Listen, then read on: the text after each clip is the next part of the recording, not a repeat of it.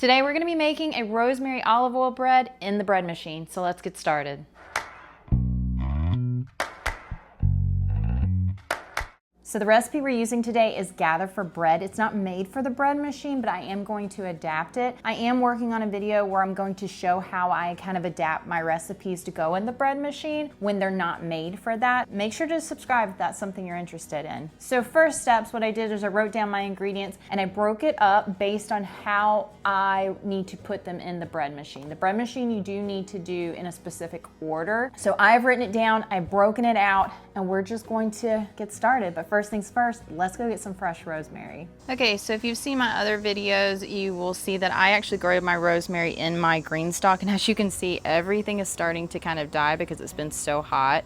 My basil bolted, but the rosemary is actually doing wonderfully. So we need 2 tablespoons of fresh rosemary. So I'm just going to cut some of this now. I did rinse my rosemary and I've just sat it on a kitchen towel just so it can dry a little bit before I try to chop it up. I warm my water and it is between 100 and 105 degrees Fahrenheit, so it's perfect. Make sure my bread paddle is in my bread pan. And then I'm gonna add my warmed water that it took about 35 seconds in the microwave. And then I'm going to add 1 tablespoon of sugar. And I usually use honey for this, but I really want that rosemary and olive oil taste to be present, so I'm just going to use regular sugar. Next, I'm going to add a really nice extra virgin olive oil. It calls for 2 tablespoons. I'm gonna add 2.5. I've had breads that you put 3 tablespoons in. Since this recipe doesn't call for it, I'm only gonna do a half more, but I really want that olive oil richness. And if I need to add some more flour, I can. Now this recipe calls for whole wheat flour and bread flour. For the whole wheat flour, I'm gonna use freshly milled flour. So I'm gonna grab my berries really quickly. For this, I am gonna use a hard white wheat, and we want 120 grams of the hard white wheat. I'm gonna use my Nutrimill Harvest grain mill to grind my berries. I have had this almost a year now and I'm still so obsessed. It really has just changed my bread making and pancake making and baked goods baking so much. So I highly recommend this. Okay, so I added the 120 grams of freshly milled flour with the hard white wheat. And now we just need to add the bread flour, and the recipe calls for 137 to 206 grams. I'm going to just do 138 grams of bread flour because I'd rather add more bread flour if the dough is too sticky than have to add more liquid. I just think it's harder to get the liquid incorporated. And I've had a lot of people ask about the flour containers that I use. My mom found these at Walmart. They are BPA free. They are plastic, which I would love to have glass ones, but honestly, it's just so convenient and easy. And then they literally just stack in my pantry. And as you can see, it's just, you know, sometimes it's convenience.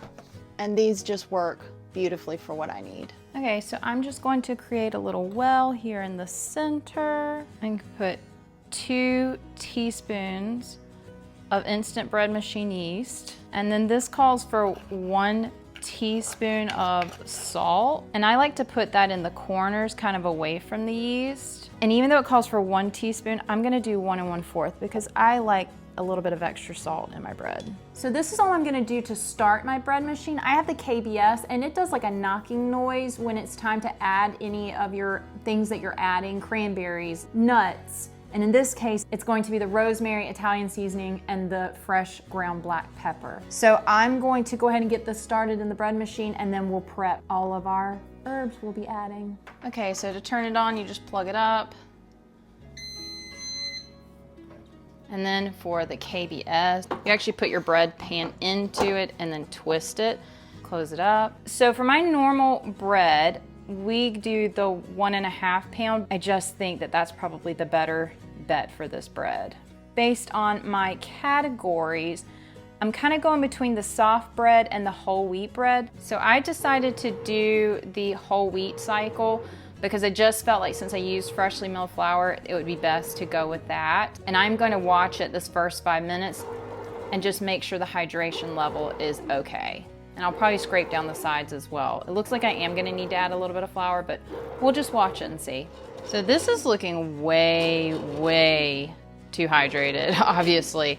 I'm gonna go ahead and add another 100 grams of flour and see if that will help get it where it needs to be, because the range was 137 to 206 grams of flour, so I'm thinking this just needs a good bit more flour.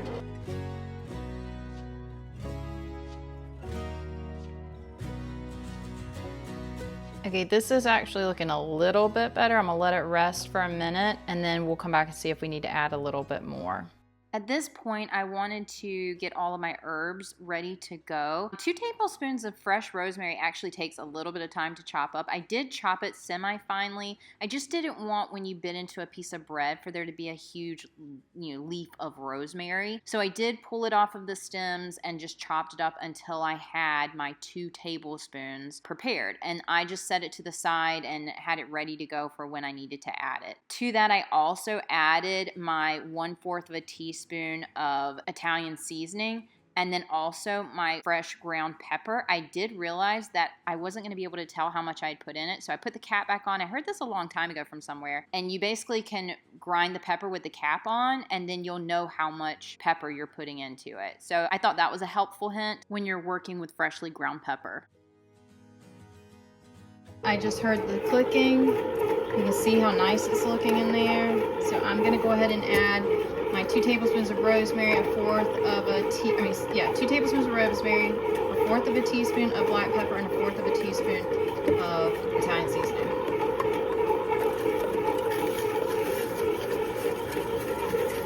And I'm gonna set an alarm and come back and check it and make sure that it's picking everything up.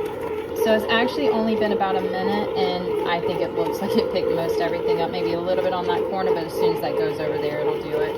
So yeah, I think it's looking pretty good now. Okay, so this just finished, and I have to say this bread looks phenomenal. I hope it tastes half as good as it looks. So I'm just gonna let it sit here in the bread pan for about 10 minutes and let it cool. I found that giving it about 10 minutes in the bread pan is the easiest way to actually pull the bread out of the bread pan without it messing up the sides and stuff. It gives it time to like harden a little bit, but not so hard that it rips things apart. So give it 10 minutes and we'll be back. While the bread was still warm, I did take a stick of butter and just rub it across the top. I think it gives it a really nice crust on top. If you were baking it in the oven, it actually calls for an egg wash, so you could do either. Okay, it is time to cut into this bread, and I honestly cannot wait to see what the inside looks like. Okay. Oh, this looks beautiful. Look at the crumb on this. So nice. So soft. I will say this is like a very soft bread. Here's the inside. I did lay some butter out. I feel like this bread just screams to taste with butter. So for the first piece, I'm just gonna taste it without anything. This turned out really good. This bread is so soft, and you really can taste the olive oil and the rosemary. Like, it almost has like a little bit of a focaccia taste to it. Yeah, it kind of tastes like you're eating a drier focaccia. Like, it doesn't have like the oily, kind of crusty outside. Wow, this is so good. I was not expecting it to be as good as it is. It's super soft, nothing dense about it. Very strong rosemary taste. So if you don't like rosemary, you won't like this. I think it's interesting about the cracked pepper. I think it adds something to it. You don't taste the pepper, but it definitely adds to the bread.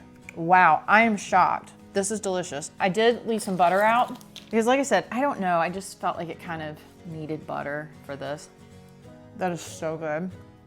I think what's interesting about this is you always talk about like, oh, this bread would be great for sandwiches. This bread is great on its own. Like, it would be good just to dip in some olive oil, to eat plain. Highly, highly recommend. All right, until next time, thanks and bye.